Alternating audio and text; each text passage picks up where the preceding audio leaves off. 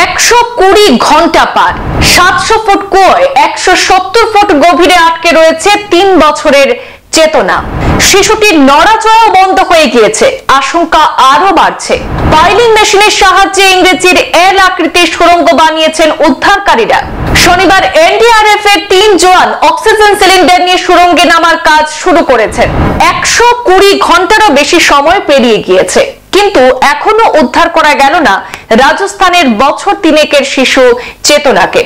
শিশুটির নড়াচড়াও বন্ধ হয়ে গিয়েছে, ফলে আশঙ্কা আরো বাড়ছে। কুয়োর প্রায় 170 ফুট গভীরে আটকে রয়েছে শিশুটি। 20 ফুট দূরে কুয়োর সমান্তরালে 170 ফুট গভীর সুড়ঙ্গ খোঁড়ার কাজ শেষ হয়েছে। ইংরেজির এল আকৃতির সেই সুড়ঙ্গ পাইলিং মেশিনের সাহায্যে বানানো হয়েছে, আর এবার সেই সুড়ঙ্গে নামার কাজ শুরু করলো উদ্ধারকারী দল।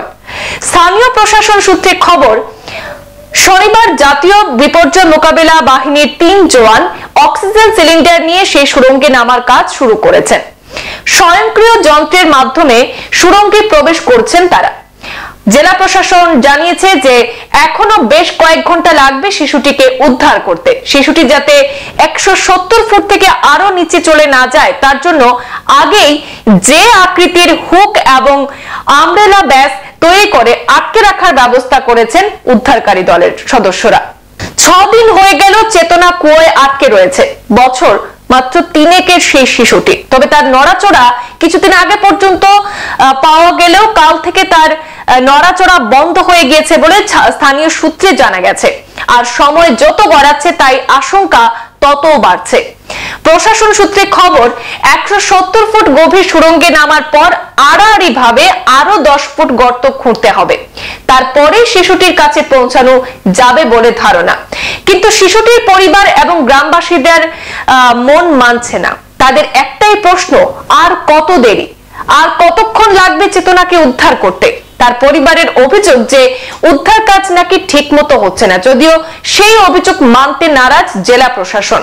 তাদের পাল্টা দাবি, ঠিকভাবে উদ্ধার কাজ এগোচ্ছে, কিন্তু বৃহস্পতিবার থেকে ভারী বৃষ্টি শুরু হয়, উদ্ধার কাজে কিছুটা মন্থর হয়, সেখানে উদ্ধার কাজ করতে বাধাগ্রস্ত হন উদ্ধারকারীরা। কিন্তু প্রয়োজনীয় ব্যবস্থা করে আবার গতি বৃদ্ধি করা হয়েছে উদ্ধার কাজে। গত সোমবার খেলতে খেলতে 700 ফুট গভীর কুয়োয় পড়ে যায় রাজস্থানের কোটপুতলির 3 বছরের শিশু কন্যা চেতনা। তারপর থেকে তাকে উদ্ধারের জন্য জাতীয় বিপর্যয় মোকাবেলা বাহিনী, রাজ্য বিপর্যয় মোকাবেলা বাহিনী, রেড হোল খননকারী সকলে কিন্তু আধুনিক যন্ত্রপাতি ব্যবহার করে উদ্ধারের কাজ শুরু করা হয়েছে। কিন্তু 6 দিন হয়ে গেলেও এখনো পর্যন্ত উদ্ধার করা যায়নি সেই 3 বছরের শিশু চেতনাকে। সংবাদ এ পর্যন্তই, ফিরছি পরবর্তী অন্যান্য আপডেট নিয়ে। ধন্যবাদ।